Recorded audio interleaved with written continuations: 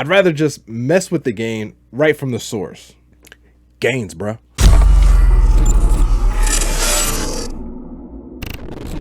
Hey, what up, y'all? It's Mr. Cruz here, your friendly neighborhood producer, back with another video. And in today's video, got another free plugin review of Softube's Saturation Knob. Let's go. So unless you're a producer who has been living under a very sizable rock for the past several years, you do not know about Softube Saturation Knob.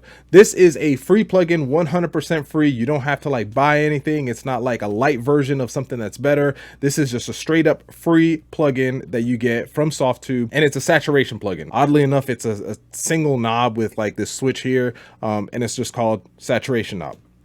So they actually recently had an update for it. So I'm going to talk about some of the features that it recently added, but also how I use this plugin to make my beats better, especially my kicks and my 808s. For starters, let's go over some of the parameters that we have here. One of the things that I really feel that was holding the saturation knob back was its lack of an output knob or output fader, because when you're mixing something, you want to, whatever effect you're applying, if that effect changes the dynamics or the volume of whatever instrument that you are processing, you want to be able to turn the gain up or down so that it doesn't really impact the overall volume or the dynamics of what you were previously working on. Recently, they did add an update, and the update included a brand new input knob, which I don't really use the input knob a whole lot. I'd rather just mess with the gain right from the source. Gains, bruh. They also included a meter, and this, I'll get to this in a second. And then they also have now an output. So the output is great because now if I crank up the saturation on my kick, I can now turn down or cut back on the volume, so that way my kick is not overpowering everything else to the point where like it's going to cause clipping. So the Softube Saturation Knob, I really mainly throw it on kicks and I throw it on 808s. Unless you're doing like a lot of mixing for vocals and whatnot, you could throw it on there.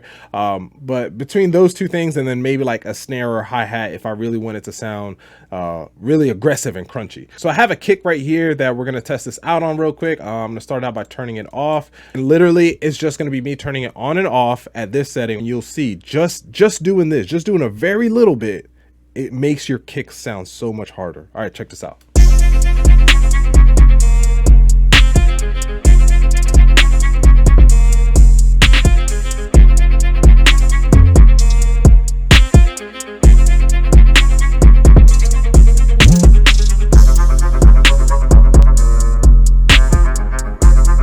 See right there, no life. Zero life whatsoever.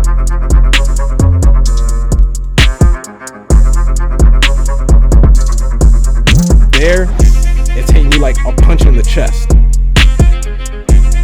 So seriously, that is all. And like you can hit it to neutral where it'll affect all the frequencies. Keep high means it'll only affect the high frequencies, and then keep low is only going to affect the low frequencies. I put to keep low on this one, but most of the times just leaving it on neutral does the job. And then you'll also notice that here it gives you this little indicator to let you know that the instrument or the sound is being processed. You can hear the difference even though you're not really seeing this little indicator light like turning on and off. So I really don't even pay attention to that, because most of the times just turning that knob a little bit, I can hear a difference.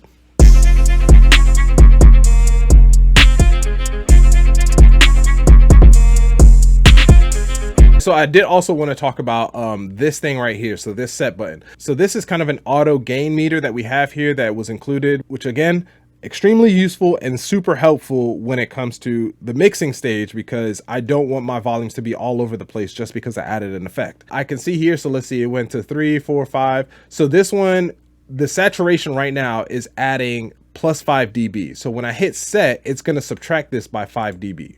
Bam. So negative 5.4.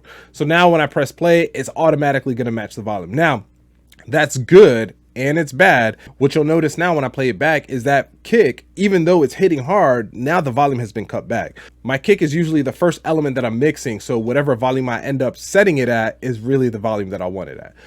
But again, I'm glad that it has this in here now versus it not having it, which I think was really holding the Softube Saturation Knob from probably being like the best saturation plugin that you could find. Well, that's what I got for you guys. If you feel like you've learned something, make sure you hit that like button and give me a thumbs up. If you have never used the saturation knob, let me know in the comments below what saturation plugin is your favorite. Or if you have been using saturation knob, let me know what you guys think about this new update, because for me, it is once again my go-to saturation plugin.